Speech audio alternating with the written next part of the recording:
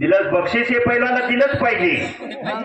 एकात्री तर नको पहिल्यांदा बक्षीस आहे हातात जर. हा 5 मिनिटाचा टाइम दिलेला आहे. नंबर 1 चे दोन्ही पैलवान मैदानावरती आलेले. 5 मिनिटातला अर्धा मिनिट संपलेला आहे. वक्त किसी का इंतजार नहीं करता, वक्त किसी का गुलाम भी नहीं होता. वेळ कुणासाठी थांबत नाही आणि गेलेली वेळ माघारी येत नाही. वेळेला फार महत्व आहे. जो 5 रुपयाला सकाळी पेपर मिळणारा तो संध्याकाळी 5 रुपये किलोने मिळतो, कारण त्याची वेळ गेलेली असते. वेळ चांगली असो अथवा वेळ वाईट असो, माणसाचं जीवन बदलवते ही वेळ. त्यामुळं एकेरीपणा लागलेला आहे. समोर सत्पाल. हो हो 1 मिनिट संपलं. 4 मिनिट राहिलेले. शाबास. डोक्यातले विचार चालू आहेत. डोक्यातल्या विचारानं कुस्ती होत असते.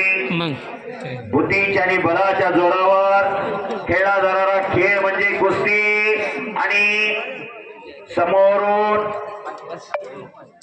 चड्डी पकडलेली.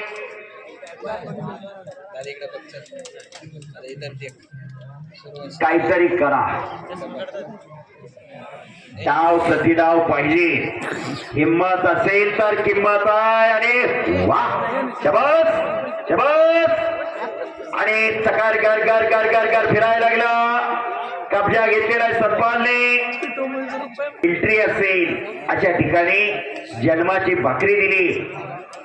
स्वतः सेवा निवृत्त आहे एअरपोर्ट मधनं.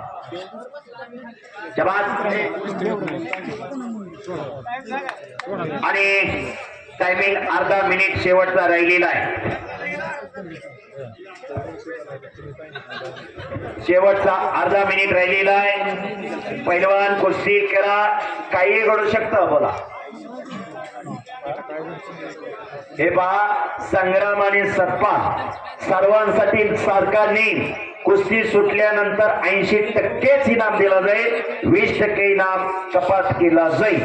दोन्ही पैलवान नोंद घ्या. पुन्हा तक्रार चालणार नाही. 10 सेकंद बाकी फक्त. काही करू शकता. केलं तर काही घडू शकतं. पुन्हा समोरासमोर कुस्ती आलेली. आणि पटाला लागलेला सत्पाल. शबास. वेळ संपली. आणि पंचाचा निर्णय तर पर्याय बायपास म्हणून कुस्ती गुणावरती लावली जाते. जो पैलवान जितारी करून ज्या पैलवानाचा प्रथम कब्जा घेईल त्या पैलवानला विजय घोषित केलं जातं. हा गुणावच्या कुस्तीचा नियम आहे. शबास. आणि कुस्ती गुणावर गतिमानच होणार, कारण दोन्ही पैलवान 97 किलो वजन गटातले सुवर्ण पदकाचे मानकरी.